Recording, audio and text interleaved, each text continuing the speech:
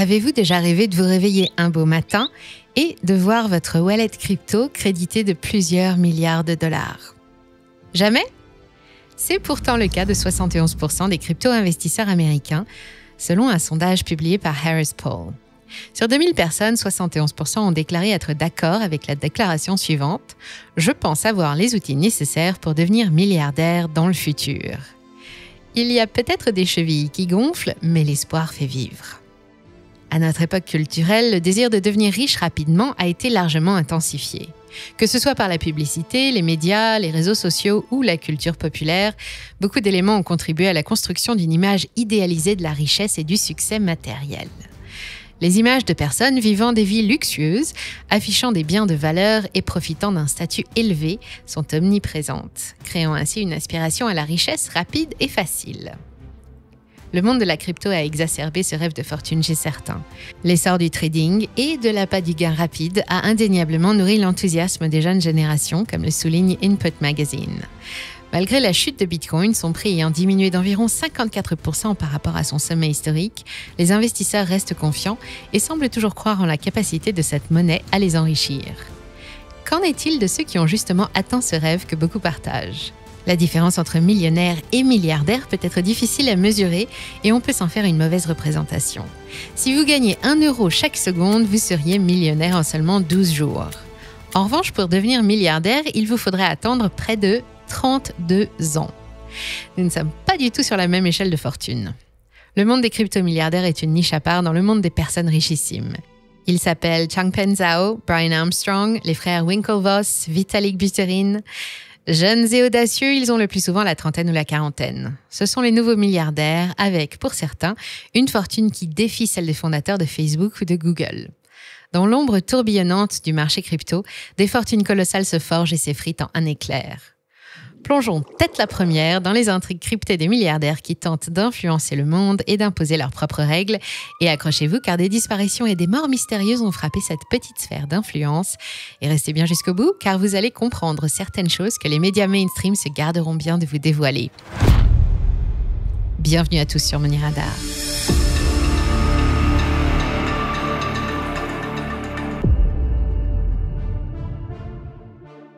On dit souvent que gagner son premier milliard est le plus difficile, les suivants sont faciles. Alors, comment obtient-on son premier crypto-milliard ? Pour cela, prenons des exemples et retraçons l'histoire des heureux élus.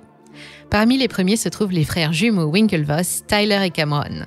Vous les avez sûrement déjà vus passer sur Internet. Ils sont désormais présents dans de nombreux mimes tant leur histoire est célèbre. Diplômés de Harvard, ces jumeaux étaient connus pour leur prouesse en aviron, mais surtout pour leur implication dans la création de Facebook. Ils ont engagé des poursuites judiciaires contre Mark Zuckerberg, demandant un dédommagement de 65 millions de dollars. Ils lui reprochaient d'avoir usurpé l'idée originale de leur plateforme sociale, à l'époque appelée Harvard Connection, puis rebaptisée Connect You par la suite. En 2010, leur rôle majeur dans cette saga a été immortalisé dans le film The Social Network. 2013 est l'année de leur meilleur coup. Ils ont investi 11 millions de dollars dans Bitcoin lorsque la monnaie se négociait à environ 120 dollars. Cet investissement, considéré comme particulièrement risqué à l'époque, s'est avéré extrêmement lucratif, la valeur du Bitcoin ayant atteint des sommets vertigineux. Depuis, la vie des frères Winklevoss a connu une transformation majeure. En plus d'être devenus les premiers milliardaires crypto, ils ont également fondé Gemini, une plateforme d'échange de crypto-monnaies qui a connu récemment quelques déboires en pleine répression des régulateurs américains. En plus d'être assignés en justice par la SEC, la Securities and Exchange Commission, pour des histoires de valeurs mobilières non enregistrées, la plateforme a été sauvée de justesse après avoir cherché des refinancements. Les frères jumeaux ont volé à son secours en lui apportant 100 millions de dollars. Ils ont aujourd'hui largement diversifié leur fortune, investissant toujours dans le domaine de la technologie. Ils restent engagés dans leur vision d'un avenir décentralisé. Comme ils l'ont dit à plusieurs reprises, ils voient le Bitcoin et les autres monnaies non pas simplement comme des investissements, mais comme les fondements d'une nouvelle ère financière. Leur histoire est un exemple frappant de la façon dont un investissement risqué peut non seulement transformer une fortune, mais aussi la vie et la vision du monde de ceux qui osent parier sur l'avenir. Dans cet historique des milliardaires en jetons numériques, impossible de ne pas évoquer l'histoire de Chris Larsen, fondateur et président exécutif de Ripple avec son token, le XRP. C'est ce dernier qui a fait sa fortune, s'élevant à 4,3 millions de dollars en 2022. Il est lui aussi très occupé à lutter contre une poursuite de la SEC, qui allègue que l'offre initiale de jetons de Ripple était une offre et une vente illégale de titres non enregistrés. L'affaire, qui est toujours en cours devant les tribunaux fédéraux, est perçue par de nombreux observateurs de la crypto comme un événement marquant pour les futures ventes de jetons. Chris Larsen et Ripple ont nié avoir commis des actes répréhensibles. Probablement par désir de faire diversion à ses affaires de justice, à 61 ans, Larsen s'est associé à des groupes de défense du climat pour lancer une campagne intitulée « Changer le code, pas le climat ». Le but est de mettre pression sur la communauté Bitcoin pour qu'elle réduise la soi-disant lourde empreinte carbone de cet actif numérique.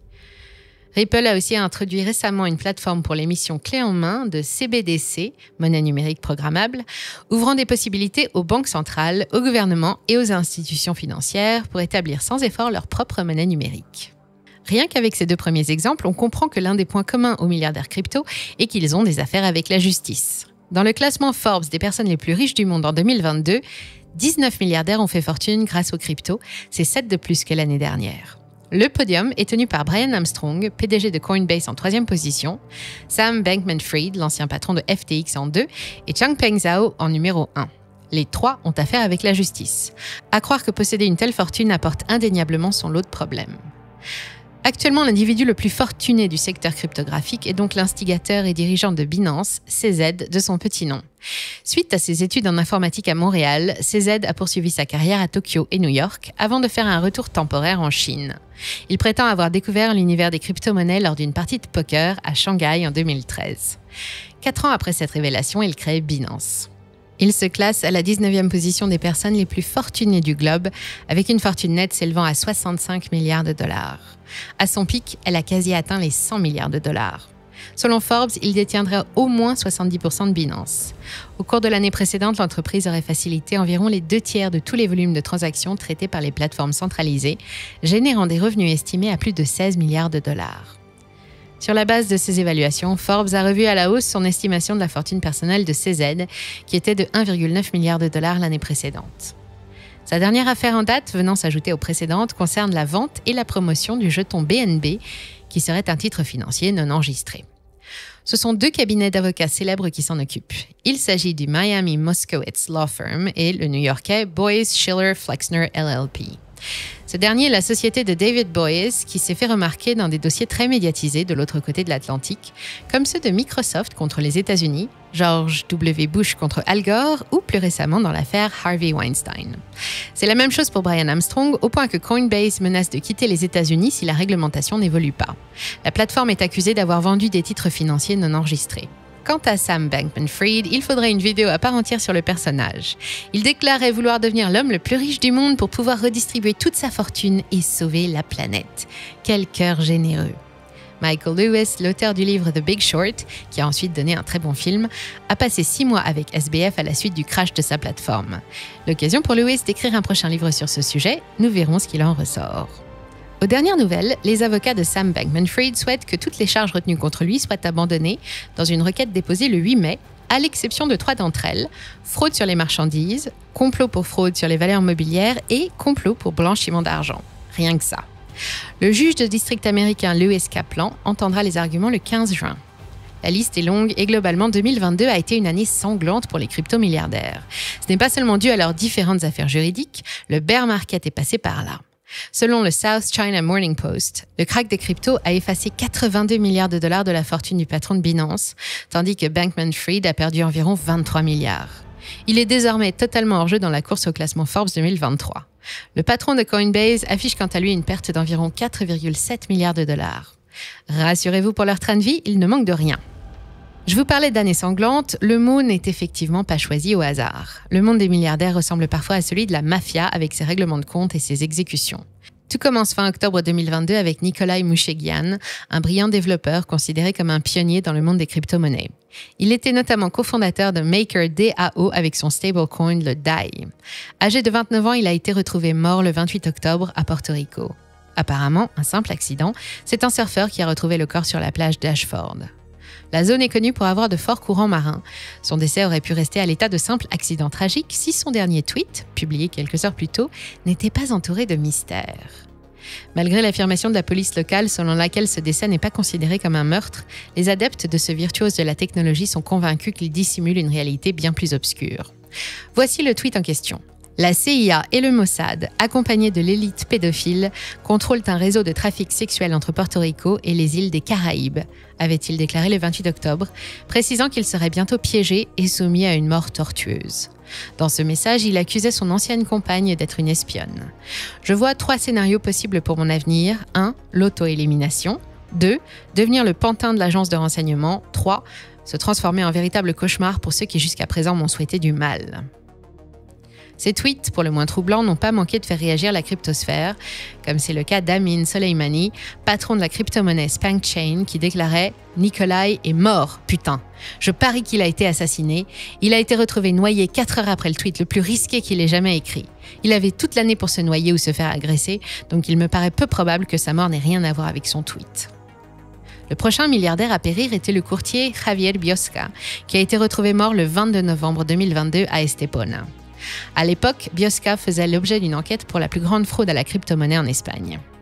La Cour nationale l'a accusé d'une fraude présumée de 815 millions d'euros. Pendant ce temps, les mafias les plus dangereuses à qui il devait de l'argent étaient déjà sur sa piste. Une avocate liée à l'affaire déclarait que Biosca vivait dans l'angoisse que les gangsters russes et bulgares qu'il avait escroqués le tuent. Qui s'y frotte, s'y pique. Le 23 novembre 2022, c'est au tour du cofondateur d'Amber Group, Tian Tan Kullander, retrouvé mort mystérieusement dans son sommeil à l'âge de 30 ans. On le surnommait Tété. Il excellait dans la création et la gestion d'entreprises. Ses idées et sa créativité ont inspiré de nombreux projets, personnes et communautés. À peine 2 jours plus tard, le crypto-milliardaire russe Vyacheslav Taran est décédé dans un accident d'hélicoptère. Ce Russe, qui avait atteint l'âge de 53 ans, était marié et père de 3 enfants. Il s'était établi dans la principauté de Monaco une décennie auparavant, d'où il pilotait ses entreprises, des boîtes prospères dans le secteur financier. Il occupait le poste de président et était l'un des fondateurs du groupe Libertex, un géant de la fintech spécialisé dans le commerce et l'investissement financier. Outre ces 4 décès suspects, un autre décès a fait la une des journaux le 30 décembre 2022 lorsque M. Park Mo, le vice-président de Vident, le principal actionnaire de l'échange de crypto-monnaies sud-coréen BitThumb, a été retrouvé mort mystérieusement devant sa maison au petit matin. Peu de temps avant sa mort, une enquête avait été ouverte à son encontre pour détournement de fonds et manipulation du cours des actions. Il ne s'agit pas du premier incident de décès mystérieux signalé dans le domaine de la cryptographie. Par exemple, en décembre 2019, Gerald Cotten, le cofondateur et dirigeant de la plateforme d'échange canadienne Quadriga CX, est déclaré mort dans des circonstances qui restent encore obscures à ce jour. Mais il faut avouer qu'avoir 5 cryptomilliardaires qui décèdent dans un court laps de temps pose question. Ces décès surviennent après l'effondrement de FTX. Bien que l'influence de ces nouvelles élites financières ait été parfois entachée de scandales et de controverses, leur rôle dans l'expansion et la croissance de l'écosystème de la crypto-monnaie ne doit pas être sous-estimé. L'investissement et l'innovation propulsés par ces milliardaires ont eu un impact significatif.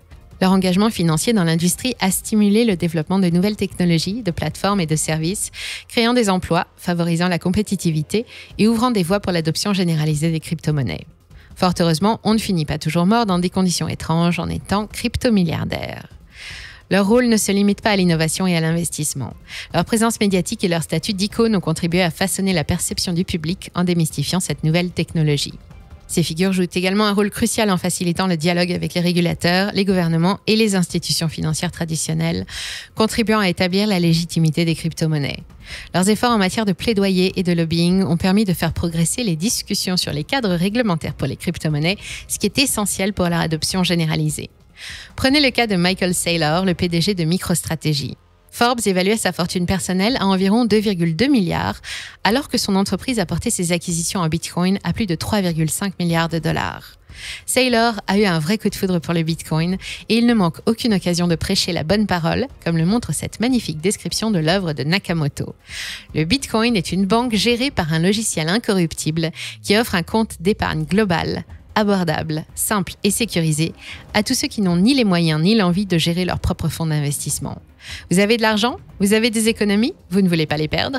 Vous voulez les placer dans une banque? Le Bitcoin est cette banque dans le cyberespace.